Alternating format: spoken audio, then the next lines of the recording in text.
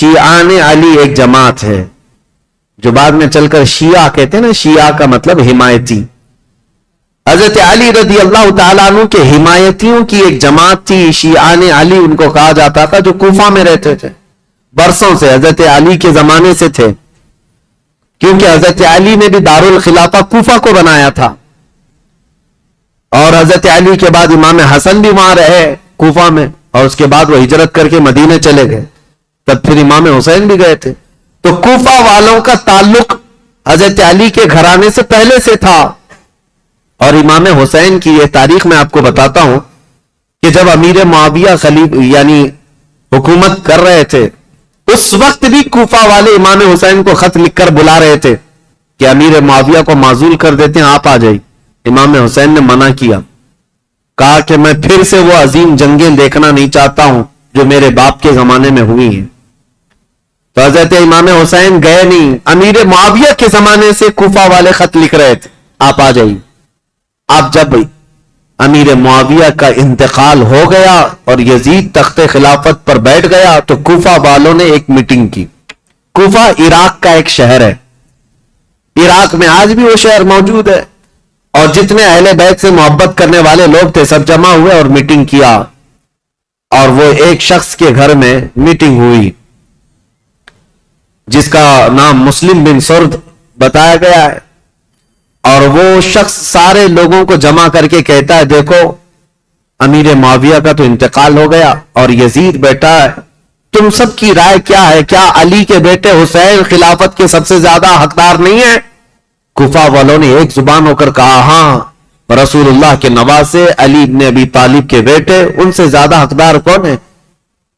تو ان لوگوں نے کہا کہ ہم نے یہ سنا ہے کہ امام حسین نے بھی یزید کی بیعت کو قبول کرنے سے منع کر دیا اور وہ مدینہ چھوڑ کر مکہ جا چکے ہیں. اے لوگوں، تمہارا کیا خیال ہے ہم حسین ابن علی کو یہاں بلا نہ لیں؟ ہم کوفہ بلا لیتے ہیں اور یہاں بلا کر ان کی خلافت کو تسلیم کرتے ہیں، ان کے ہاتھ میں بیعت کر لیں گے، اور پھر دھیرے دھیرے پورا حجاز امام حسین کے ہاتھ پر بیعت کر لے گا، پورا عرب بیعت کر لے گا، اور یزید کو ہم اتار دیں گے تخت خلافت سے. تو کوفہ والے اس بات پر سب اتفاق، اور پھر سارے لوگوں نے مل کر کے خط لکھا امام حسین کے نام پر. عبداللہ بن صبح حمدانی نام سے ایک شخص تھا، اس کے ہاتھ میں خط دے کر بھیجے جس میں کوفہ کے بڑے رئیس اور ذمہ دار جو لوگ تھے، وہاں کے جو سردار تھے، ان کی دستخطیں تھیں، ان کی مہریں لگی ہوئی تھیں. یہ خط رمضان کی 10 تاریخ کو آیا. کہاں؟ مکہ مکرمہ میں.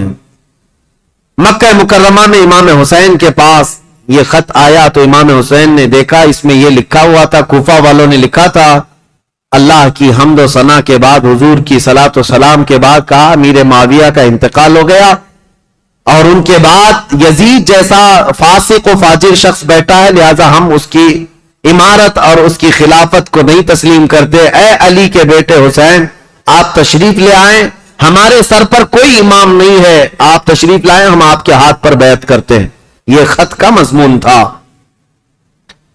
امام حسین رضی اللہ تعالیٰ عنہ نے یہ حرم کعبہ میں اس خط کو پڑھا، اس کے بعد لوگوں سے پوچھا. اب سنیے، کوئی ایک شخص نے بھی اس بات پر رضامندی کا اظہار نہیں کیا. جو بڑے صحابہ تھے انہوں نے کہا کوفہ والوں کی بات پر کبھی یقین نہیں کیا جا سکتا، یہ غدار لوگ ہیں، دھوکہ دے دیتے ہیں، یہ غدار لوگ ہیں، دھوکہ دیتے ہیں. آپ کے باپ کو بھی کوفہ میں شہید کیا گیا، آپ کے بھائی کو بھی شہید کیا گیا ہے، اب آپ وہاں کیوں جانا چاہتے ہیں؟ مت جائیں، مکہ آپ کے لیے امن و امان کے ساتھ. حضرت امام حسین نے ان خطوط کو نظر انداز کر دیا. لیکن 2-3 دن کے بعد تقریباً 53 یا 55 لوگ کوفہ سے چل کر کے مکہ مکرمہ آئے، اور طواف کعبہ کے بعد سب امام حسین کے پاس نظر و نیاز لے کر کے آئے، اور اس کے بعد پھر خطوط لے کر آئے، کوفہ والوں کے حالات بتائے. امام حسین نے دوبارہ صحابہ سے مشورہ کیا کہ کیا کرنا چاہیے. تب پھر صحابہ نے وہی بات کی، کوفہ والے غدار قسم کے لوگ ہیں، طبیعت کے اندر ان کے استقامت نہیں، کسی ایک بات پر جمتے نہیں ہیں، آپ مت جائیں. دوسری مرتبہ بھی امام حسین صبر کر کے رہ گئے. رمضان کا مہینہ ختم ہونے کو آیا، तकरीबन खतूत का सिलसिला जारी रहा, इतने कि 10,000 के करीब लोगों ने इमाम हुसैन को दावत दी और आखिर में यह दावत दी, क्या है हुसैन इब्न अली, कल कयामत के दिन अगर अल्लाह ताला हमसे यह सवाल कर ले कि फासिक व फाजिर मुआविया के बेटे से तुमने बैत कैसे की, उसको अमीर कैसे बनाया, तो हम अल्लाह की बारगाह में कयामत में यह जवाब देंगे, क्या है रब्बुल आलमीन, हमने तो रसूलुल्लाह के नवासे को बुलाया था मगर उन्होंने इनकार किया तो हमारे पास कोई चारा नहीं था, इसलिए हमने यजीद की बैत कर ली। ये तो इमोशनल ब्लैकमेलिंग है। बहुत सारे लोग आज हमें यूं बोलते हैं, प्रोग्राम की तारीख दे दीजिए नहीं तो पूरा इलाका देवबंदी हो जाएगा, प्रोग्राम की तारीख दे दीजिए नहीं तो यहां ऐसा हो जाए। मेरे अजीजों, तुम्हारे जिम्मे भी तो कुछ है, तुम्हारे जिम्मे भी तो कोई चीजें हैं। इमाम हुसैन ने इस खत को पढ़ने के बाद फिर सारे लोगों से मशवरा किया और उसके बाद कहा, अब मेरे लिए इत्माम हुज्जत करनी होगी, यानी मुझे तो जाना ही होगा क्योंकि इन्होंने कयामत का वास्ता दे दिया है।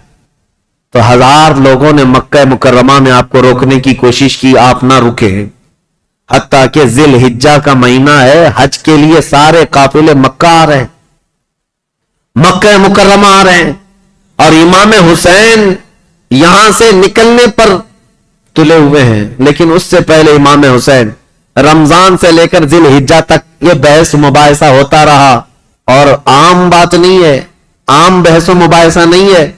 अब्दुल्ला बिन जुबैर जो साहबी है ना, इमाम हुसैन की जमात के साथ लड़ने को भी आ गए थे।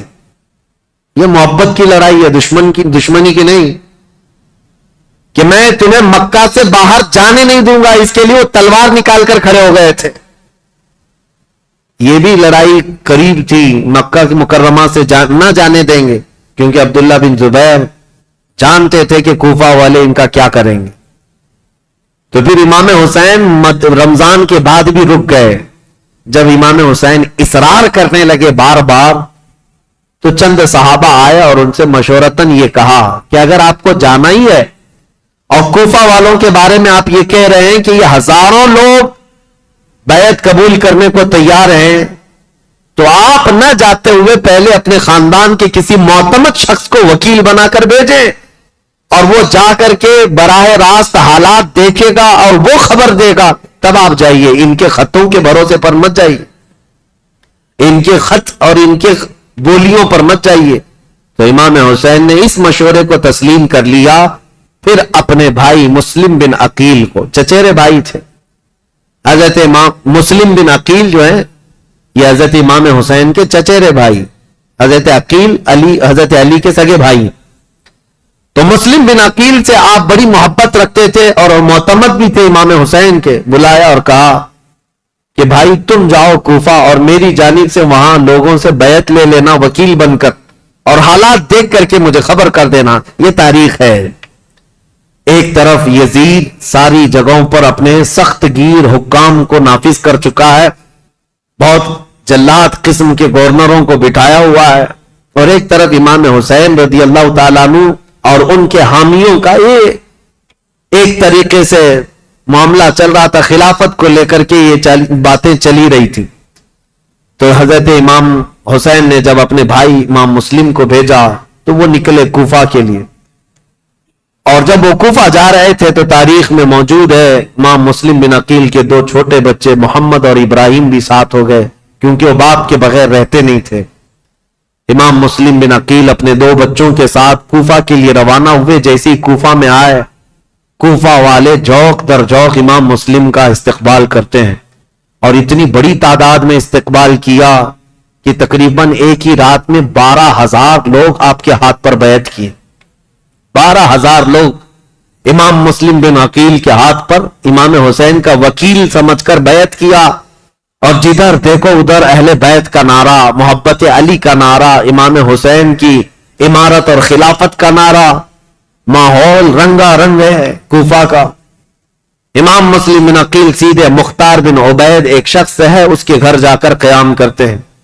मुख्तार बिन उबैद वहां सरदार की हैसियत रखता था, और उसने سارے لوگوں کو یہیں پر جمع کیا تھا اور ساری باتیں یہیں سے چل رہی تھی. امام مسلم بن عقیل جیسی گئے تو کوفہ کے اس وقت جو گورنر تھے وہ نعمان بن بشیر ایک صحابی رسول تھے. یزید کی طرف سے وہ گورنر تھے, نرم دل تھے اور نہایت ہی عجز و انکساری والے, تواضع والے انسان تھے. ان کو جب یہ بتایا گیا کہ امام مسلم بن عقیل کوفہ میں آئے ہیں اور لوگ جوق در جوق ان کے ہاتھ پر بیعت کر رہے ہیں, امام حسین کی بیعت لے رہے ہیں, تو انہوں نے دوسرے دن خطبہ دیا تھا اور کہا تھا کہ اے کوفہ والو, مجھے ڈر ہے یزید کو یہ خبر پہنچے گی تو وہ تم سب سے سختی کرے گا اور پھر کوفہ والوں کی جان و مال خطرے میں ہوں گے.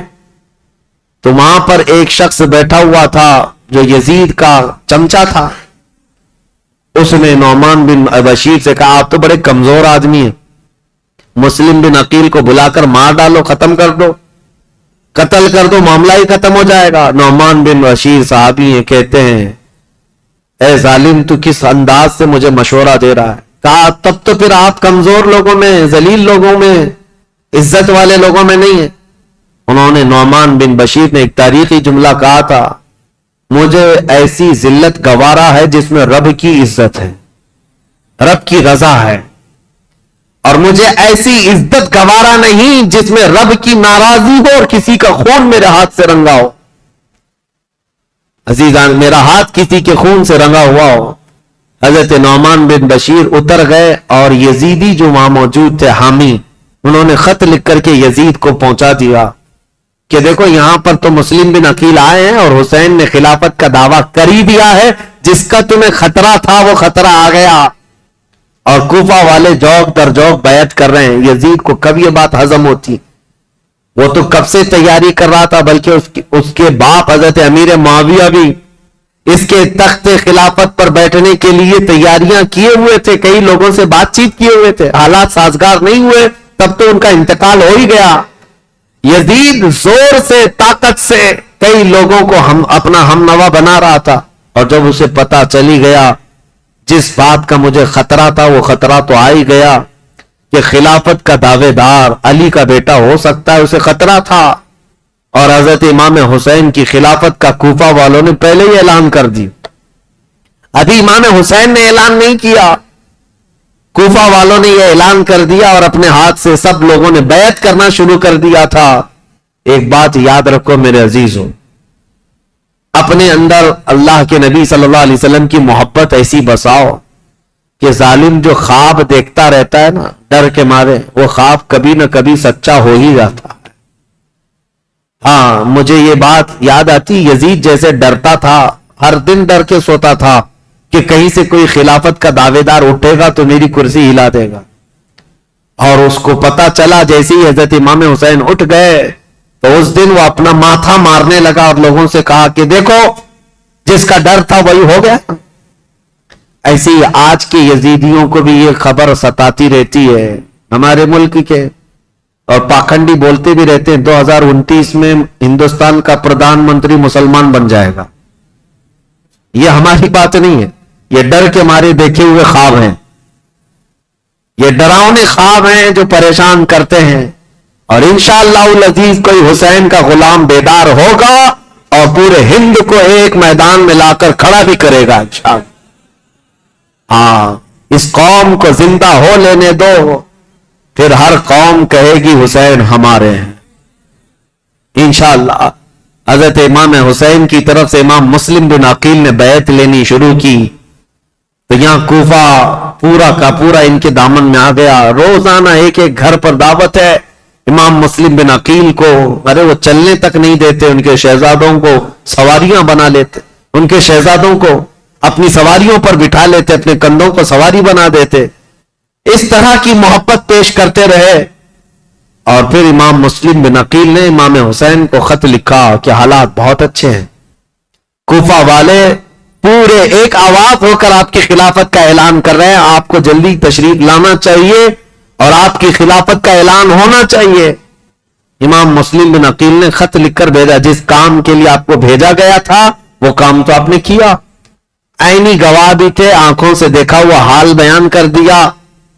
اب امام حسین کے پاس جب یہ خط آیا تو اب مجھے بتاؤ مکہ والے جو صحابہ امام حسین کو روک رہے تھے مت جاؤ مت جاؤ، امام حسین نے کہا تمہارے مشورے پر میں اپنے بھائی کو بھیجا، میرے بھائی نے بھی وہی خبر دی جو کوفہ والے اپنے خطوں میں لکھ کر کے بھیج رہے تھے، میرے بھائی پر تو مجھے اعتماد ہے، انہوں نے جو دیکھا وہ سچ بتایا۔ یہ خط تو آیا لیکن یزید کے ہاں سے جو معاملات سنگ دل کے بدلے اس طرح کہ اس نے مروان بن حکم کو بلایا اور پوچھا کہ یہ اس فتنے کو کیسے ختم کریں، یہ بغاوت کو کیسے سرو کریں۔ تو اس نے مشورہ دیا کہ نعمان بن بشیر یہ کمزور دل آدمی ہے، نرم دل آدمی ہے، اس کو اتار دو، حالانکہ صحابی رسول تھے، کہا اس کو اتار دو۔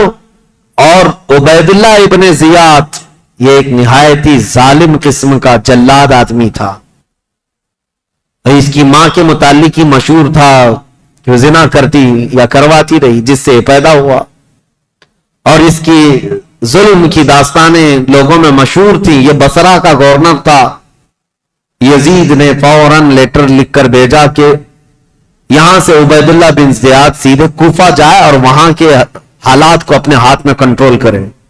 عبید اللہ بن زیاد جیسے ہی یزید کا خط آیا وہ کوفہ نکلا، کوفہ جب گیا تو بھیس بدل کر کے آیا، چہرے پر نقاب ڈال کر کے مدینے کی طرف مکہ کی طرف سے جو راستہ آتا ہے اس راستے سے کوفہ میں آیا، کیونکہ کوفہ والے روز اس انتظار میں تھے کہ حیدر کرار کے شہزادے امام حسین تشریف لانے والے، رسول اللہ کے بیٹے کوفہ میں آنے والے، روز انتظار میں تھے کیونکہ امام مسلم نے خط لکھ کر کے بھیج دیا ہے، اب وہ آنے والے۔ تو ابن زیاد یہی دھوکہ دیتے ہوئے اسی راستے سے آیا کہ کوفہ والے یہ سمجھیں کہ حسین ابن علی آئے، اور کوفہ والے وہی سمجھے، خوب نعرے لگائے مرحبا بک یا ابن رسول اللہ، اے رسول اللہ کے شہزادے مرحبا مرحبا، آپ آ گئے ہمارے کوفہ میں۔ یہ ظالم کچھ بھی نہیں جواب دیتا تھا، پردہ ڈالے ہوئے جلوس میں چلتا رہا اونٹنی پر بیٹھ کر، اور جب دارالخلافہ پہنچا یا گورنر ہاؤس پہنچا تو وہاں پہنچتے ہی گورنر ہاؤس میں اندر گیا، دروازہ بند کیا، چھت پر کھڑے ہو کر پھر خطبہ دیا اور کہا ہے لوگوں یہ علی بن ابی طالب کا بیٹا حسین نہیں، میں عبید اللہ بن زیاد یزید کی طرف سے نیا گورنر بن کر آیا ہوں، نعمان بن بشیر کو معزول کیا جاتا ہے، آج سے کوفہ کے سارے معاملات میرے ہاتھ میں ہوں گے۔ کوفہ والے جو استقبال کرنے کے لیے آئے تھے ان کو سخت ترین خطبہ دیا، کہا ہے لوگوں سنو، جو سختی کرے گا اس کے ساتھ ہم سختی کریں گے، اور جو یزید کی بیعت کو انکار کرے گا ہم اس کو قتل کریں گے، باغیوں میں اس کا شمار ہوگا، اور جو کسی باغی کی حمایت کرے گا ہم اس کے ساتھ بھی سختی کا معاملہ کریں گے۔ اس کا پہلے ہی دن یہ جو خطبہ سنا لوگوں نے بہت ہی بیزاری کا اظہار کیا، برہمی کا اظہار کیا، لوگ چلے گئے۔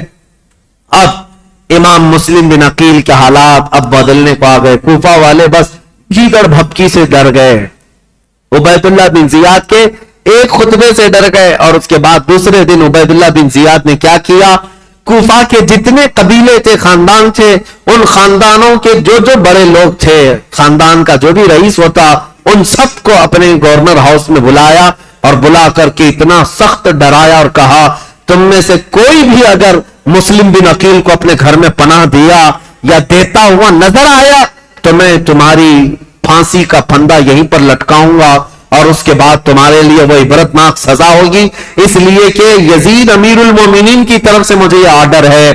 ایسے سخت احکامات دیا، اور اس کے بعد کوفہ والوں کو ڈرایا یہ کہہ کر کے کہ یزید کی طرف سے 30,000 کی فوج آ رہی ہے جو کوفہ کی اینٹ سے اینٹ بجا دے گی۔ سارے سردار ڈر گئے، جتنے قبیلوں کے آقا تھے ان کے جو جو رئیس تھے وہ ڈر کے مارے چھپ گئے، اور حضرت امام مسلم بن عقیل کو آ کر یہ معاملات کی خبر دی۔ امام مسلم بن عقیل جس گھر میں تھے، عبید اللہ مختار بن عبید جس کے گھر میں تھے، وہاں سے آپ ہجرت کر گئے، وہاں سے نکل گئے کہ یہاں رہنا اچھا نہیں، تو وہاں سے نکل کر کے ایک بہت ہی عمر دراز صحابی تھے کوفہ میں، ہانی بن عروہ، ان کے گھر گئے، یہ محب اہل بیت تھے، خاندان نبوت عروہ ان کے گھر گئے، یہ محب اہل بیت تھے، خاندان نبوت کے چاہنے والے تھے۔ امام مسلم بن عقیل ان کے گھر جاتے ہیں، ہانی بن عروہ نے ان کا استقبال کیا اور اپنے گھر کے ایک کمرے کے اندر ان کو چھپا دیا. رازداری کے ساتھ امام مسلم بن عقیل اور ان کے شہزادوں کو اپنے گھر میں رکھا. اور جتنے اہل بیت سے لوگ محبت کرتے تھے صرف ان کو معلوم تھا کہ امام مسلم بن عقیل ہانی بن عروہ کے گھر میں. اور اس کے باوجود امام مسلم بن عقیل ہانی بن عروہ کے گھر میں رہ کر بھی کوفہ والوں کو بلاتے رہے, جو اب تک 60,000 کی تعداد میں پہنچے تھے بیعت کرنے والے. اب ان لوگوں میں اب چھانٹنا شروع کیا کہ ابھی بچے کتنے ہیں. ہانی بن عروہ کے گھر میں جب آپ خفیہ لوگوں سے ملاقات کرتے تھے اس وقت بھی 18,000 لوگ ابھی بھی امام مسلم بن عقیل کے ساتھ تھے. آ کر کے انہوں نے اپنے ساتھ ہونے کا اظہار کیا. امام مسلم بن عقیل نے کہا کہ اب بھی حالات صحیح ہیں, کچھ بدلے تو کیا ہوا, کچھ تو موجود ہیں, امام حسین کو آنا چاہیے. دوسرا خط بھی انہوں نے لکھا کہ حالات قابو میں آنے کے لائق ہیں, آپ تشریف لائیں. دوسرا خط بھی گیا امام حسین کو. لیکن اب امام مسلم بن عقیل کی تلاش شروع کر دیا عبید اللہ بن زیاد. یہ ہر جگہ لوگوں سے پوچھنے لگ گیا کہ مسلم بن عقیل جو آئے ہیں حسین کی طرف سے وکیل بن کر, وہ کس کے گھر میں چھپے ہوئے. کوئی بتانے کو تیار نہیں تھا. اب عبید اللہ بن زیاد نے ایک غلام کو پیسہ دے کر کے بھیجا, 3,000 درہم یا دینار. کہا کہ تو جا کر کے کسی نہ کسی طرح سے تلاش کر کے معلوم کر کہ مسلم بن عقیل کہاں چھپے. اب وہ روزانہ گھومتا تھا اور جو اہل بیت سے محبت کرنے والے ہیں وہ جانتا تھا. تو ایک مسلم بن اوسجہ اسدی رضی اللہ تعالیٰ محب اہل بیت تھے, مسجد میں عبادت میں رہتے, ان کے پاس گیا یہ غلام جس کا نام معقل تھا. یہ گیا اور کہا جا کر کے مجھے مسلم بن عقیل سے ملنا ہے. تو مسلم بن اوسجہ اسدی یہ کہتے ہیں تو مجھ سے کیوں پوچھ رہا ہے, مسجد میں اور بھی بہت سارے لوگ ہیں. تو یہ غلام کہتا ہے آپ تو جانتے ہیں حالات خراب ہیں, میں اہل بیت کا کٹر حامی ہوں, محب ہوں, میں کچھ نظر اور نیاز لے کر کے آیا ہوں امام مسلم بن عقیل کو دینے کے لیے. وہ ہمارے شہر کوفہ میں غریب ہیں, لوگوں نے ان کو پریشان کر رکھا ہے.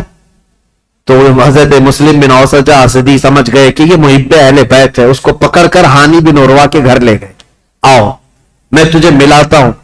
حضرت ہانی بن عروہ کے گھر یہ معقل غلام گیا تو دیکھا حضرت مسلم بن عقیل اور ان کے دونوں شہزادے گھر کے اندر ایک کمرے کے اندر موجود ہیں. اور جتنے اہل بیت سے محبت کرنے والے راستار لوگ تھے وہ آتے تھے, ملتے تھے, جاتے تھے. انہی میں یہ معقل غلام بھی گیا, جا کر 3,000 درہم نظر میں رکھا اور اس کے بعد رو دھو کر کے ان کے سامنے محبت کا اظہار کیا اور کہا میں محب اہل بیت ہوں, مجھے آنے کی اجازت ہو. تو اس کو آنے کی روزانہ اجازت ملی. دن بھر ان کے حجرے میں بیٹھا رہتا, کتنے لوگ کوفہ سے ان سے ملنے آ رہے ہیں, کون کون کیا کیا باتیں کر رہا ہے سب سنتا, اور رات میں جا کر عبید اللہ بن زیاد کو ساری رپورٹ دیتا, ساری جاسوسی کرتا تھا. اس زمانے کا وہ مشہور ٹپر جو یہاں پر بھی بہت سارے لوگ اس طرح کے, اس لیے مجھے یہ کہنا پڑ رہا ہے یہ سب سے برا کام ہے جس پر اللہ اور اس کے رسول کی لعنت ہوئی ہے. میرے آقا صلی اللہ تعالی علیہ وسلم نے ان کے لیے جہنم کی بشارت دی ہے جو مسلمانوں کی جاسوسی کرتے ہیں یا مسلمانوں کی خبریں کفار و مشرکین کو پہنچاتے ہیں. ان کو منافقین میں شمار کیا گیا, منافقین میں شمار کیا گیا. حضور اکرم صلی اللہ تعالی علیہ وسلم اس قدر ناراض تھے, اس قدر ناراض, صرف ایک صحابی کی بارے بیچ میں بات آئی ہے, عرض کرتا ہوں توبہ کریں میرے عزیزوں. میں ممبئی کے ایک علاقے جہاں گھنی آبادی ہے مسلمانوں کی, نام نہیں ذکر کر رہا ہوں کیونکہ ریکارڈ ہوتا ہے اور ہر جگہ چیزیں پہنچتی ہیں. ایک گھنی آبادی کا علاقہ ہے, وہاں جانے کے بعد ایک حاجی صاحب ہے, ان سے ملاقات ہوئی تو وہ لوگوں کے کاروبار پوچھ رہے تھے. تو اس میں انہوں نے کہا کہ یہاں کے اکثر مسلمانوں کا جو کاروبار ہے وہ ٹپ دینا ہے, پولیس کو ٹپ دینا ہے, اسی پر ان کی روزی روٹی چلتی ہے. اور کچھ جو ہے جھوٹے فرضی کاغذات پر فلیٹوں کی خرید و فروخت کرتے ہیں, ٹوپی ڈالتے ہیں, یہی کاروبار ہے. نعوذ باللہ من ذالک. ان باتوں میں ہماری قوم کو سب سے زیادہ بدنام کیا گیا ہے یا ہوگا. 500 روپے 1000 روپے کے لیے کیا کوئی اپنی قوم بیچ دے گا؟ کوئی اپنی قوم بیچ دے گا؟ میرے عزیزوں تم ہرگز یہ مت سمجھنا کہ تمہاری خبریں دینے سے تم ان کے سامنے عزیز بن جاؤ گے. وہ ایسے کتے ہیں کہ ایک شکار کے بعد دوسرا شکار تم ہی ہوگے, تمہارا ہی نمبر ہو. اور میں جو بات عرض کر رہا تھا حدیث وہ عرض کر کے آگے بڑھتا ہوں. ایک صحابی حضرت ابو لبابہ یہودیوں کے متعلق حضور نے رات میں میٹنگ کی تھی کہ ان کے ساتھ کیا کرنا ہے. سارے صحابہ کا اتفاق ہو گیا تھا. یہودی چونکہ دھوکہ دیے تھے مدینے والوں کو, میٹنگ میں بات پاس ہو گئی کہ کیا کرنا ہے, لیکن حضور نے رات میں یہ کہا تھا کہ کوئی بھی اس بات کی خبر باہر نہیں پہنچائے گا, یہ رسول اللہ کا راز ہے. لیکن حضرت ابو لبابہ صحابی یہ باہر جا رہے تھے, یہودیوں نے انہیں پکڑ لیا. پرانی دوستی تھی, بچپن کی دوستی تھی. کہا ابو لبابہ سنا ہے رسول اللہ نے کچھ میٹنگ کی ہے ہمارے بارے میں, کیا مشورہ ہوا ہے؟ کہا نہیں بتاؤں گا, ہرگز نہیں بتاؤں گا, اللہ کے رسول کا راز ہے. تو ان پر پریشر ڈالنے لگے, پرانی دوستی کا واسطہ دیتے ہوئے, بچپن کی دوستی, کچھ تو بتاؤ, اچھا اشارہ تو بتاؤ. میرے عزیزو, آج تو جان بوجھ کر کے پورا اپنا پروفیشنل اور اپنا کاروبار بنائے ہوئے لوگ ہیں. وہ تو حضرت ابو لبابہ غلطی سے ان کے ہاتھوں لگ گئے تو انہوں نے اشارے سے صرف یوں کہا تھا کہ تمہارا ہو جائے گا کام ہونے, اور یہودی راتوں رات پورا مدینہ خالی کر کے بھاگ گئے. دوسرے دن حضور کو خبر ہوئی, حضور نے بلایا, پوچھا کہ کس نے خبر کی ہمارے رات کی بات کو. تو حضرت ابو لبابہ کہتے ہیں کھڑا ہو گیا, کیونکہ پتا ہے نہ بھی بتاتا تو مخبر صادق صلی اللہ علیہ وسلم کو ہر بات کی خبر ہے. حضرت ابو لبابہ کھڑے ہو گئے, کہا یا رسول اللہ یہ جرم میرا ہے, لیکن میں نے جان بوجھ کر کے آپ کا راز افشا نہیں کیا, اور نہ ہی مسلمانوں کی کوئی بات جان بوجھ کر یہودیوں کو بتایا. میں تو راستے پہ جا رہا تھا اور اچانک ان کے ہتھے چڑھ گیا, انہوں نے مجھے بچپن کی دوستی یاد دلائی اور بہت زیادہ دباؤ ڈالا, میں نے اشارہ کیا تھا بس. جانتے ہو اس بات پر میرے آقا نے کیا فرمایا؟ نبی پاک صلی اللہ تعالی علیہ وسلم کھڑے ہو گئے, سارے مدینے کے صحابہ سے کہا آج کے بعد سے ابو لبابہ سے کوئی مسلمان نہ سلام کرے گا نہ مصافحہ کرے گا. حضور پاک نے فرمایا مکمل طور پر ابو لبابہ کا بائیکاٹ کرو, کوئی سلام بھی نہیں کرے گا, مصافحہ بھی نہیں کرے گا. حضرت ابو لبابہ کے متعلق اتنا سخت حکم حضور نے فرمایا, اور آج بھی مدینہ طیبہ مسجد نبوی جاؤ گے, وہاں ستونوں میں, مسجد کے اندر جو ستون ہے نا, ان ستونوں میں ایک ستون حضرت ابو لبابہ کے نام سے ہے. ابو لبابہ نے کیا کیا, اپنی بیوی کو بلایا اور کہا اب میں جینے کے قابل نہیں ہوں, مجھے اس کمبے سے باندھ دینا جب تک میری توبہ قبول نہ ہو. ان کو رسی سے ان کی بیوی باندھ کر چلی جاتی. حد تو یہ ہے وہ مدینے والے کیسے تھے, صحابہ تو دیکھتے تھے ان کو, نمازوں کے وقت کھولا جاتا تھا, حضور کے پیچھے نماز پڑھتے تھے, پھر رسی سے باندھ دیے جاتے, کھانے کے وقت ہاتھ کھولتے. ان کی بیوی بھی کچھ پوچھو تو منہ پھیر لیتی, کہتی رسول اللہ نے منع کیا, تم سے سلام بھی نہیں کیا جا سکتا, کلام بھی نہیں, جینے کا حق ہے اس لیے کھانا دیا جا رہا ہے. بیوی تک نہیں بات کرتی تھی. حضرت ابو لبابہ پر یہ دن ایک دن دو دن کا بائیکاٹ نہیں, تقریباً 33 دن تک چلا. حضور نماز پڑھاتے تھے لیکن ان سے ملتے نہیں تھے, اور اللہ رب العزت ان کی توبہ کا اعلان فرماتا ہے, حضور پر وہی آتی ہے جن سے یہ غلطی ہو گئی, اے رسول اللہ نے انہیں بخش دیا, معاف کر دیا. حضور اپنے ہاتھوں سے رسی کھولتے. یہ بات بیچ میں آئی ہے تو اس لیے مجھے عرض کرنا ہے, کچھ لوگوں کو ایسا لگتا ہے مسلمانوں کی جاسوسی کرنا, ان کی خبریں لے جا کر کے بڑے عہدے داروں کو بتانا, ٹپ دینا, اس میں ہماری عزت بڑھے گی. زیادہ سے زیادہ کیا ہوگا تمہارا, چند جرائم میں پولیس تمہیں معاف کر دے گی, اتنا ہی ہے, کچھ نہیں ہے. عزت حاصل کرو اللہ کی بارگاہ میں.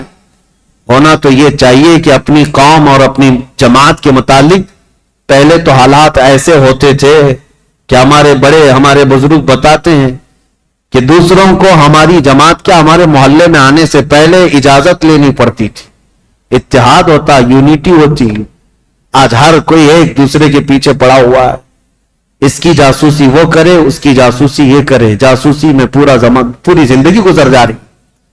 قیامت کے دن اللہ کی بارگاہ میں کیا کہو گے؟ اور قرآن کا 26ویں پارے کی یہ آیت بھی یاد رکھو, اللہ نے فرمایا اجتنبوا کثیرا من الظن, اللہ فرماتا ولا تجسسوا, لوگوں کی جاسوسی مت کرو. اور جو جاسوسی کرتا ہے مومن کے لیے, یا غیبت کرتا ہے اس کے لیے اللہ قرآن میں فرماتا گویا کہ وہ اپنے مرے ہوئے بھائی کا گوشت کھاتا ہے. मरे हुए भाई का गोश्त खाता है। मैं उन सब से कहूंगा, जालिमों, मुर्दा खाने वालों, तौबा कर लो, अभी दिन बाकी है, अभी दिन बाकी है। तुमने जिन लोगों को जलील करने के लिए, आज तख्त पर बैठे हुए लोगों की रजामंदी हासिल करने के लिए मुसलमानों की खबरें ले जाकर पहुंचाते हो, दिन बदलेंगे, वक्त बदलेगा, फिर तुम्हारी हालत ऐसी होगी, न तुम अपनी कौम के होगे न किसी और कौम के होगे, तुम्हें मुनाफिकीन में शुमार किया जाएगा। तौबा कर लो। इमाम मुस्लिम बिन अकील की खबरें पहुंचाने वाला वो माकल गुलाम, उसके साथ यही हुआ 3000 दिरहम देकर के नजराना और सारी रिपोर्टें लाकर उबैदुल्लाह बिन जियाद के पास पहुंचाता था। उबैदुल्लाह बिन जियाद सारी बातें सुनता रहा और हानी बिन उरवा को एक दिन बुला लिया। कहा, हानी बिन उरवा से उसके पुराने ताल्लुकात थे, लेकिन हानी बिन उरवा जब से वो आया था मिलने नहीं गए थे। बुलाया, अचानक गवर्नर हाउस पे कहा, क्या बात है हानी बिन उरवा, हमसे मुलाकात नहीं कर रहे हो? कहा, मैं बीमार था इसलिए नहीं आया। कहा, बीमार नहीं, तुम तो फितनों में मुब्तला हो, अमीरुल मोमिनीन के खिलाफ फितना करने का घर को अड्डा बना रखा है। मुस्लिम बिन अकील को तुम सहारा दिए हुए हो, रोजाना प्लानिंग करते हो अपने घर में और खिलाफत के खिलाफ लोगों को बगावत पर उभार रहे हो। हजरत हानी बिन उरवा ने कहा, ऐसा तो नहीं कर रहा मैं। तो उसने वो गुलाम को सामने पेश किया। कहा, इसको पहचानते हो? कहा, हां, ये तो मुहिब्बे अहले बैत है। वो माकल बिन यसार जो गुलाम था, उसने कहा, मैं कोई मुहिब्बे अहले बैत नहीं, मैं उबैदुल्लाह बिन जियाद का सिपाही हूं, मैं इनकी तरफ से आया करता था। हानी बिन उरवा देखकर दंग रह गए। मुसलमान को अगर किसी ने डंक मारा है तो दूसरा मुसलमान ही मारा है। अक्सर यही हुआ है तारीख में, जब तक अपना कोई घर का भेदी नहीं होता तब तक कोई दुश्मन हम पर गालिब नहीं होता। पूरी तारीख में देखें आप, यही होता रहा है। हानी बिन उरवा ने कहा, तो अब ये तेरी जासूसी थी तो सुन ले, हकीकत बात यह है, मुस्लिम बिन अकील खुद आए हैं मेरे घर और वो अहले बैत से हैं, मैं उनको मना नहीं कर सकता, इसलिए मैं अपने घर में रखा हूं। मुस्लिम बिन अकील की अभी ये बात चल रही थी, कूफा में ये बात गर्दिश करने लग गई कि वो कबीला बनी मुज़इज के थे। एक कबीला था बनी मुज़इज, उस कबीले के हानी बिन उरवा सरदार थे। मशहूर हो गई, हानी बिन उरवा का कत्ल हो गया, उनको मारा गया। तब सारे उनके खानदान के लोग और सब के सब जमा हो गए। ये तादाद भी करीब 12,000 की थी। इमाम मुस्लिम बिन अकील उसमें बाहर निकल कर के आ गए। कूफा के जितने लोग हैं उनको लेकर गवर्नर हाउस का घेराव कर लिया, सबको बाहर जमा कर लिया। इमाम मुस्लिम बिन अकील ने कहा, उस वक्त तक नहीं जाएंगे जब तक हानी बिन उरवा के कत्ल के बारे में हम इब्ने जियाद से बदला न लेंगे। कूफा वाले नारा लगाते हुए आ गए। ये वक्त भी ऐसा था, इमाम मुस्लिम बिन अकील चाहते तो पूरे गवर्नर हाउस को तबाह कर देते, लेकिन जब 12,000 लोग आए थे तो इब्ने जियाद ने क्या किया, हानी बिन उरवा को उसने कत्ल नहीं किया था, घर वहीं गवर्नर हाउस में कैद करके रखा था। बूढ़े साहब ही थे, उनको पकड़ करके छत पर लाया गया और ये जोर जबरदस्ती उनसे कहा गया, अपने कबीले वालों से कह दो वापस चले जाएं, अपने कबीले वालों से कह दो मुस्लिम बिन अकील का साथ छोड़ दें, वरना हानी बिन उरवा तुम्हारा कत्ल हो जाएगा, टुकड़े हो जाएंगे। हानी बिन उरवा छत पर आए और ऐलान किया, है लोगों मैं जिंदा हूं, मुझे नहीं मारा गया है, लेकिन बात यह है फितना और फसाद हो रहा है, तुम लोग सब मुंतशिर हो जाओ। तो इब्ने जियाद की तरफ से एक आदमी खड़ा हुआ, क्या बनी मुज़इज के लोगों, तुमसे इब्ने जियाद की कोई दुश्मनी नहीं है, हानी बिन उरवा का वो दोस्त है, तुम सब मुस्लिम बिन अकील से दूर हो जाओ। हानी बिन उरवा को कूफा में एक इज्जतदार ओहदा दिया जाएगा और उनको यहां पर इज्जत और तकरीम से नवाजा जाएगा। कबीले के सारे लोग निकल गए। यही वो तारीख है जब इमाम मुस्लिम बिन अकील रात को नमाज पढ़ाने के लिए खड़े थे। इशा की 12,000 लोग थे। रात भर ये कजिया चलता रहा और सारे कबीले बनी मुज़इज के और कूफा वाले छोड़ छोड़ करके जाते रहे। सुबह के वक्त इमाम मुस्लिम बिन अकील के पीछे फज्र में सिर्फ 3 लोग बाकी थे, 3 लोग बाकी रह गए। तारीख में ऐसा बाप कभी सुना है आपने? 12,000 लोग एक बैच छोड़ करके जाएं और 3 लोग बाकी रह जाएं। ये रसूलुल्लाह के खानदान वालों का बहुत अजीम इम्तिहान था। इमाम मुस्लिम बिन अकील ने देखा कि सारे छोड़कर चले गए, لیکن ہوا کیا، سب کے جانے کے بعد حضرت امام مسلم بن عقیل اب تیسرا گھر ڈھونڈنے والے تھے کہ کسی کے گھر تو رکوں جا کر. پہلے مختار بن عبید کے گھر میں تھے، دوسرے ہانی بن عروہ کے گھر میں. اب حضرت امام مسلم بن عقیل جہاں سے گزرتے تھے کوفہ والے اپنا گھر بند کر دیتے تھے.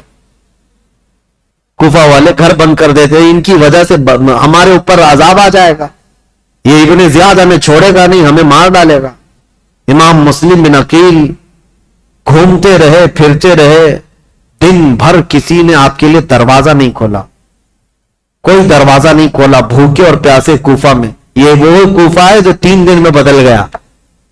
عبید اللہ بن زیاد کے آتے ہی پورے لوگوں کی طبیعت چینج ہو گئی. ایک عورت تھی طوعا نام کی، وہ اہل بیت سے محبت کرنے والی، امام مسلم بن عقیل کو دیکھتی ہے اور لے کر کے آ جاتی، میرے گھر میں رک جائے، چاہے پورا زمانہ مخالف ہو جائے میں اپنی جان کی بازی لگا دوں گی، لیکن رسول اللہ کے گھر والوں کو اس طرح میں راستوں پر گھومتا پھرتا نہیں دیکھ سکتی، آپ آئیں میرے گھر. امام مسلم بن عقیل اس عورت کے گھر گئے. یہ عورت بڑی جانثار تھی. اب ادھر ہوا یہ کہ ہانی بن عروہ کا قبیلہ تو چلا گیا. اب ہانی بن عروہ کو جو اس نے دعویٰ کیا تھا کہ ان کو عزت سے نوازا جائے گا، کچھ نہیں. ان کو دوسرے دن کھڑا کیا گورنر ہاؤس میں، کہا مسلم بن عقیل کو میرے حوالے کر دو. ہانی بن عروہ نے کہا میں اپنا سارا گھر اور اپنی جان تیرے حوالے کر سکتا ہوں، مسلم بن عقیل کو تیرے حوالے نہیں کروں گا. اب ان کی دوستی بھی ختم ہو گئی. ہانی بن عروہ نے جب ایسی سختیاں کی تو عبید اللہ بن زیاد نے فوجیوں سے کہا کہ اس بوڑھے کو باہر لے جاؤ اور رسی سے باندھ کر کے راستوں پر کھینچو تاکہ کوفہ والے دیکھتے رہے. ہانی بن عروہ کو عبید اللہ بن زیاد کے ظالم فوجی رسیوں سے باندھ کر کوفہ کی گلیوں میں کھینچتے رہے. صحابی رسول ہیں، بوڑھے صحابی تھے، 80 سال کی عمر تھی. جب گلیوں میں کھینچا جاتا تھا وہ کھڑے ہو کر پوچھتے تھے، چیختے تھے، کوئی ہے، کوئی مجھے لاٹھی تو دے دے، کوئی رسی تو دے دے، میں کسی سے حفاظت کر لوں. ان کا خود کا قبیلہ بھی قریب آنے کو تیار نہیں، یہاں تک کہ گھماتے پھراتے ان کو گورنر ہاؤس پر لایا گیا. جب انہوں نے سخت جملے کہے، اے عبید اللہ بن زیاد سن لے، میں گواہی دیتا ہوں تو کذاب ابن کذاب ہے، اور جس کی خلافت کا تو دعویٰ کرتا ہے یزید، وہ سب سے بڑا دجال ہے، کذاب ہے. اس بات پر عبید اللہ بن زیاد نے حکم دیا اور ہانی بن عروہ رضی اللہ تعالیٰ عنہ کو پٹک کر کے قتل کر دیا گیا. صحابی رسول کو شہید کر دیا گیا. میرے عزیزوں، یہاں سے کوفہ میں جو اہل بیت اطہار کے جانثاروں کی شہادت شروع ہوئی، اس میں پہلے ہانی بن عروہ تھے، اور اس کے بعد وہ مسلم بن اوسجہ اسدی جو محب اہل بیت تھے ان کا قتل ہوا. پھر آپ ڈھونڈنے کے لیے بھیجا کہ جہاں کئی مسلم بن عقیل ہیں ان کو ڈھونڈ کر کے لاؤ. یہ حالات ہوتے رہے، اور طوعا نام کی عورت کے گھر مسلم بن عقیل تھے. اتفاق ایسا کہ اس طوعا نامی عورت کا جو بیٹا تھا محمد بن اشعث، وہ ابن زیاد کے درباری تھا، فوجی تھا. اور اس کو خبر ملی تو ابن زیاد سے آ کر کے کہا میری ماں نے پناہ دے رکھی ہے مسلم بن عقیل کو، لیکن میری ماں بہت ڈھیٹ ہے، مانے گی نہیں، وہ مجھ سے بھی لڑ جائے گی، مسلم بن عقیل کو حوالے نہیں کرے. تو کیا کیا جائے؟ ابن زیاد نے پوچھا تو اس نے کہا بیٹے نے میرے ساتھ 10 فوجیوں کو بھیجو، کسی نہ کسی طرح گرفتار کر کے لاؤں گا.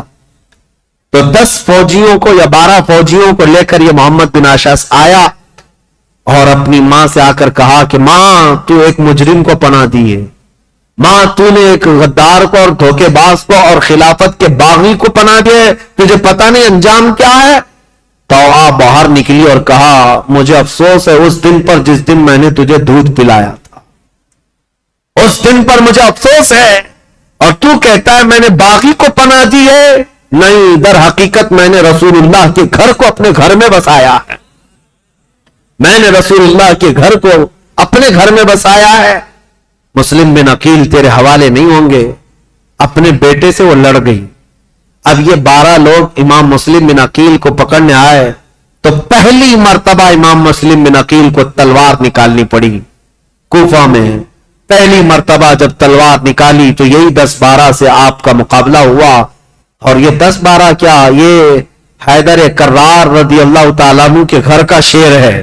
मुस्लिम बिन अकील की तलवार चमकती थी और सामने वो भागे फिरते थे कुत्तों की तरह, कोई पकड़ने को आता नहीं था। यहां तक कि एक शख्स करीब आया और इमाम मुस्लिम बिन अकील पर हमला करने लगा। आपका उसकी तलवार मुंह पर गिरी जिससे आपका होंठ कट गया। इमाम मुस्लिम बिन अकील का होंठ कट गया। इमाम मुस्लिम बिन अकील, सख्त शिद्दत की धूप है उस दिन, तवा नामी खातून से कहते हैं, ऐ मुहिब्बे अहले बैत, जानिसाराने अहले बैत की खातून, मुझे थोड़ा पानी दे दो, मैं पानी पीऊंगा और इनका काम तमाम करूं। खातून पानी लाई, एक खटोरे में पानी लाई। इमाम मुस्लिम बिन अकील पानी के लिए जैसी खटोरी आगे करते हैं, खून पूरा उस पानी में गिरता। आपने पानी फेंक दिया कि खून का कतरा पानी में मिल जाए तो हराम है, पानी नहीं पिया जा सकता, खून पीना हराम है। दूसरी खटोरी लाई गई। आप जब लबहों के करीब लगाते उसमें भी खून टपकता था। आपने वो पानी भी छोड़ दिया। कहा साफ पानी पीना मुसलमान के लिए हलाल है, खून जिस पानी में मिल जाए वो हराम है, मैं हराम पानी आखिर वक्त नहीं पी सकता। तीसरी मर्तबा लाया गया, तीसरी मर्तबा भी वो खटोरी खून से लाल हो गई। आपने रख दिया और कहा शायद अब मेरी जिंदगी में दुनिया का पानी नहीं है। इमाम मुस्लिम बिन अकील लड़ने के लिए फिर बाहर आए तो इन जालिमों ने क्या कहा, मोहम्मद बिन अशास वगैरह ने कहा, मुस्लिम हम तुमसे लड़ना नहीं चाहते, अमान देते हैं। एक शख्स उसमें से कहा मैं अमान देता हूं, बस बात इतनी है कि तुम चलो उबैदुल्लाह बिन जियाद के सामने, तुम्हारे आमने सामने गुफ्तगू हो जाए, हम इतना ही कहते हैं। जैसे आज भी आते हैं ना पुलिस वाले, सिर्फ बात करना है, बात करने के लिए जाना है। इमाम मुस्लिम बिन अकील से कहा सिर्फ बात करने के लिए चलो। और उस वक्त अरबों में अमान देने का मतलब यह होता है कि फिर जंग नहीं होती, और उसके लिए जिसने अमान दिया वो तलवार उठा लेता। अरब में यह दस्तूर था। तो इमाम मुस्लिम बिन अकील ने अपनी तलवार छोड़ दी, कहा चलो ठीक है, तुमने अमान दे दी, मैं चलता हूं इब्ने जियाद के पास, गुफ्तगू करूंगा। जब जाने लगे और उस वक्त जैसे ही उनकी बग्गी में बिठाया गया, घोड़े पर बिठाया गया, तो जालिमों ने पीछे से उनके हाथ बांधना शुरू कर दिया। इमाम मुस्लिम बिन अकील के हाथ बांधे। आपने पूछा जब तुमने अमान दे दिया और सिर्फ बात ही करना है तो फिर यह हाथ बांधना क्यों शुरू किया, ये पहली गद्दारी है तुम्हारी। कहा नहीं इब्ने जियाद के पास चलो। जब वहां पहुंचे तो आपको उस अंदाज से नहीं ले जाया गया जैसे बुलाया गया था, खींच करके बेइज्जती के साथ लाया गया, उबैदुल्लाह बिन जियाद के सामने लाया गया। अब ये जो मुकालमा हुआ है, जो गुफ्तगू हुई है, इब्ने जियाद ने अब गुफ्तगू शुरू की और कहा ऐ मुस्लिम बिन अकील, क्या तुम ये फितना परवरी कर रहे हो? यहां के लोग अमन अमान में थे, यहां के लोग हस्ब आदत बहुत अच्छे मिजाज के थे, और तुमने आकर फितना डाल दिया और हकीकी खलीफा के खिलाफ बगावत किया। इमाम मुस्लिम बिन अकील ने कहा ना हम फितना करने के लिए आए और ना यहां के लोग अमन अमान में थे। हमको ये खबर दी गई कि यहां तेरे बाप की हुकूमत जुल्म के साथ कायम की गई है और इनके साथ कूफा वालों के साथ जुल्म होता था। हम इनको जमाने रसूल की खिलाफत या जमाने रसूल की हालत पर लाने के लिए अपना शहर छोड़कर आए हैं। तो इब्ने जियाद ने कहा ऐ मुस्लिम बिन अकील, तुमको इतनी फिक्र हो गई, तुम तो मदीने में शराब पीने वाले लोग। मुस्लिम बिन अकील ने मुस्कुरा कर कहा पूरा जमाना गवाह है, रसूलुल्लाह का घराना शराब, शराब तो दूर की बात, मेरी खटोरी में खून का कतरा गिरा था, मैंने वो फेंक दिया है, शराब की बात करता है। शराब तो तुझ जैसा आदमी पीता और तेरा अमीर पीता है यजीद, जो मुसलमानों की खून पर अपनी कुर्सी बिछाया हुआ है। ये बातें सख्त हो गई इमाम मुस्लिम बिन अकील की और इब्ने जियाद की। इब्ने जियाद ने कहा कि मुस्लिम, अभी तुम्हारे पास वक्त है कि तुम यजीद की इमारत और उसकी खिलाफत को तस्लीम कर लो, तो हमारे दरमियान बात बन जाएगी। इब्ने जियाद ने जैसे ही कहा, मुस्लिम बिन अकील ने कहा तू हमसे उस बात का वादा लेना चाह रहा है जो कयामत तक होने वाला नहीं है, जो कयामत तक होने वाला नहीं है, और हमारी जिंदगियां क्या, हमारी नस्लें खत्म हो जाएंगी, लेकिन जिस बात पर तो अहद लेना चाहता है वो मुमकिन नहीं है। इब्ने जियाद ने तलवार निकाली और कहा अगर वो मुमकिन नहीं है तो फिर मेरी तलवार से तुम्हारा मुकाबला मुमकिन है। مسلم بن عقیل نے کہا میں نہیں کہتا تھا کہ تجھ جیسا خون پینے والا ہی شرابی ہے اور تیرے لیے ہی یہ سزاوار ہے کہ تو ہی مسلمان کے خون سے اپنے آپ کو آلودہ کر سکتا ہے. یہ گفتگو ہوتی رہی. کوفہ کے گورنر ہاؤس میں عبید اللہ بن زیاد نے امام مسلم بن عقیل کو پیچھے ہاتھ باندھ کر اوپر چھت پر لے جانے کا حکم دیا. جلاد کو بلایا اور جلاد کو بلانے کے بعد امام مسلم بن عقیل کی ہڈیاں توڑی گئی. آپ کی ہڈیاں توڑی گئی اور اس کے بعد امام مسلم بن عقیل کو قتل کر کے گورنر ہاؤس کے اوپر سے پھینکا گیا. آپ کا سر مبارک الگ اور جسم مبارک الگ پھینکا گیا تھا. انا للہ و انا الیہ راجعون. یہ خاندان نبوت کے پہلے شہید ہیں, پہلے شہید کوفہ میں جنہوں نے دم توڑ دیا. لیکن جانتے ہو گورنر ہاؤس میں مسلم بن عقیل کی یہ حالت تھی کہ جب آپ کے ہاتھ باندھ کر کے آپ کو اوپر لے جایا جا رہا تھا تو کئی لوگ وہاں موجود تھے. ان کی طرف دیکھ دیکھ کر کے امام مسلم بن عقیل کہہ رہے تھے اے لوگوں, دنیا کا یہ دستور ہے, قیصر اور کسریٰ جیسے ظالم بادشاہ بھی جب کسی کو پھانسی دیتے تو پھانسی دینے سے پہلے اس سے پوچھ لیتے تیری کوئی خواہش ہے تو بتا دے. یہ کیسی حکومت تمہاری آ گئی, کیا مجھ سے کوئی پوچھنے والا نہیں ہے؟ تو لوگ کہتے اگر کوئی چیز چاہتے ہو تو بتاؤ. امام مسلم بن عقیل یہ کہہ رہے تھے میں یہ نہیں چاہتا کہ میرے بچوں کی دیکھ بھال ہو, میں یہ نہیں چاہتا کہ میرے گھر بار میری جائیداد کا خیال ہو, میں یہ بھی نہیں چاہتا کہ میرے بعد میری خبر مدینے پہنچائی جائے. بس اتنی خواہش ہے میری موت سے پہلے حسین ابن علی کو یہ پیغام پہنچا دو کہ وہ کوفہ جیسے بددیانت شہر میں کبھی نہ آئے. میرا یہ پیغام پہنچا دو کہ وہ اس شہر میں نہ آنے پائیں, اس لیے کہ اس نواز رسول کے ساتھ اگر ایسا ہوا جیسا میرے ساتھ ہو رہا ہے تو قیامت کے دن میں ان کو کیا منہ دکھاؤں گا. حسین اگر مجھ سے یہ پوچھے کہ اے مسلم تمہارے خط کی وجہ سے میں آیا تھا اور میرے ساتھ کوفہ والوں نے کیا کیا, اگر حسین ابن علی مجھ سے یہ پوچھ لیں تو میں کیا جواب دوں گا, اس لیے کہ اب تک میں 2 خط لکھ چکا ہوں کہ کوفہ کے حالات بڑے اچھے ہیں. اس لیے اے لوگوں میرا یہ پیغام پہنچا دو حسین ابن علی کوفہ کی طرف نہ آئے. کوفہ کے گورنر ہاؤس میں بیٹھے ہوئے لوگ پھٹا مار کر ہنسنے لگے اور کہا مسلم بن عقیل تمہاری یہ خواہش پوری نہیں کی جائے گی اور نہ ہی یہ پیغام حسین تک پہنچایا جائے گا. جاؤ تم پھانسی کے پھندے پر, اگر حسین آتے ہیں تو انہیں بھی اسی طرح کا مزہ چکھایا جائے گا. امام مسلم بن عقیل کی شہادت ہو گئی اور جیسے ہی ان کی شہادت ہوئی میرے عزیزوں, ہانی بن عروہ جو ان کے جانثار تھے, ان کے محب تھے, ان کا قتل ہوا. مسلم بن اوسجہ کا قتل ہوا. اب مسلم بن عقیل کا قتل ہوا. اتنا ہی نہیں کہ گورنر ہاؤس سے ان کی لاش پھینکی گئی تھی, ہڈیاں توڑی گئی تھی. اتنا ہی نہیں, مجھے بتانے میں درد محسوس ہوتا ہے, رونگٹے کھڑے ہو جاتے ہیں. مسلم بن عقیل کی لاش کو گورنر ہاؤس پر لٹکایا گیا. کوفہ والے دیکھتے رہو, جو بغاوت کرے گا اس کا انجام یہی ہوگا, جو ہمارے امیر کے خلاف کھڑا ہوگا اس کے ساتھ ہم یہی برتاؤ کریں گے. میں یہ کہتا ہوں اے مسلمانوں اس واقعے کو بار بار یاد کرنا. موب لنچنگ یہ آج کی تاریخ نہیں ہے, کوفہ والوں نے بہت پہلے شروع کر رکھا تھا. آج کے یہ کتے بھیڑیے جب کسی مسلمان پر حملہ آور ہوتے ہیں اور مار مار کر کے گوشت کے نام پر, گائے کے گوشت کے نام پر, پتہ نہیں کس کس چیز کے نام پر, کیا ہمارے ملک میں یہ حالات نہیں ہوتے؟ پہلو خان, جنید خان, پتہ نہیں کتنے ایسے نوجوانوں کو بے گناہ مار دیا گیا موب لنچنگ کے ذریعے, اور کبھی کسی کو گرفتار کر کے زبردستی ان کو مار کر کے یہ کہا جائے بولو ہمارے بھگوان کا نام. یہ سب جو حالات ہوئے, اور پھر یہ کتے ظالم کرتے کیا ہیں, ویڈیو بنا کر کے اس کو وائرل کریں اور مسلمان بھی شیئر کرتے فارورڈ کرتے رہتے ہیں. اور یہ ان کا مقصد ہی ہے کہ تمہارے دلوں میں دہشت پیدا کی جائے. ارے ان کے ساتھ اگر ایسا کیا جائے تو ایسا کر دیں گے, ویسا کر دیں, پھر ہوگا کیا؟ ٹوپی چھپا کر گھومو, داڑھی چھلا کر گھومو. نہیں, ہم تو سیکولر لوگ ہیں, ہم تو سیکولر لوگ ہیں, کہیں سے ہمیں مسلمان دکھنا نہیں ہے.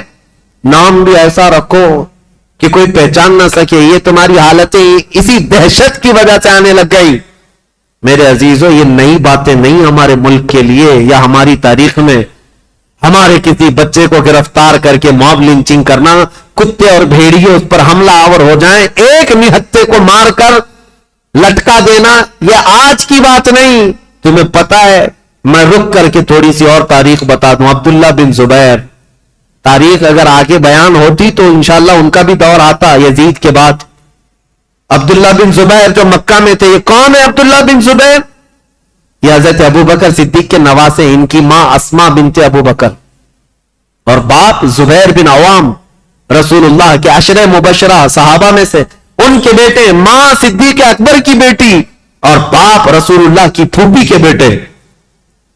یہ عبداللہ بن زبیر, ان کے ساتھ جو ہوا تھا پتا ہے, یزید کے دور کا ہی ایک گورنر حجاج بن یوسف عبداللہ بن زبیر سے مکہ میں 40 دن تک لڑا تھا, جس کی لڑائی کی وجہ سے خانہ کعبہ کا غلاف جل گیا تھا اور حجر اسود کو نقصان پہنچا تھا.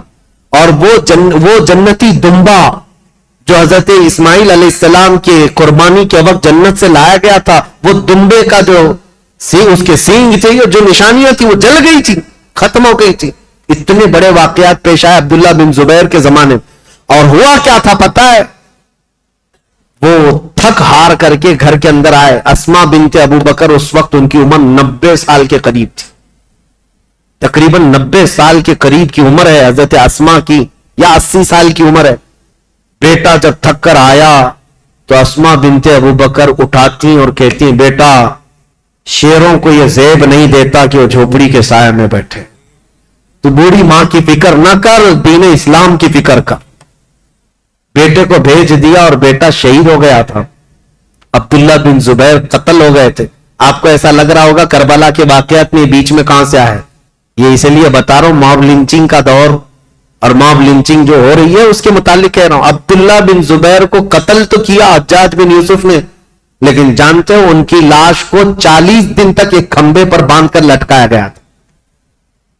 40 دن تک لٹکایا گیا تھا, اور تاریخ میں موجود ہے. لیکن وہ پورا جسم 40 دن تک تر و تازہ تھا, ہر دن خون کا قطرہ ٹپکتا تھا اور جسم اسی طرح تر و تازہ تھا. نہ جسم میں کوئی سڑن, کوئی بدبو, نہ ہی بوسیدگی, کچھ نہیں. اب جو بات کہنے کی ہے امپورٹنٹ وہ یہ ہے, بوڑھی ماں اسما بنت ابو بکر روزانہ لاٹھی پکڑ کر آتی تھی, ہر دن اپنے بیٹے کو دیکھتی تھی اور گھر جاتی تھی. لاش لٹکی ہوئی ہے اور ماں روزانہ دیکھتی تھی اور گھر جاتی تھی.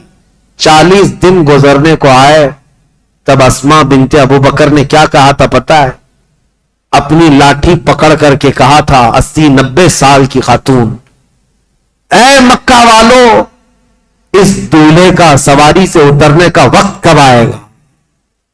کیا ابھی وہ وقت نہیں آیا کہ یہ دولہا اپنی سواری سے اتر جائے؟ بیٹے کی لاش کھمبے سے لٹکی ہوئی, لیکن ماں اس وقت تک ہمت نہیں ہارتی, لوگوں سے کہتی ہے میرا بیٹا دولہا ہے اور سواری پر سوار ہے. پھر 40 دن کے بعد ان کی لاش کو لا کر دفن کیا گیا تھا. یہ باتیں اس لیے میں عرض کر رہا ہوں کہ تمہارے جذبے جوان رہے. ہمارے لیے موت, ہمارے لیے کسی کا کٹ جانا, مر جانا ہمارے حوصلوں کو توڑنے والا نہیں ہونا چاہیے.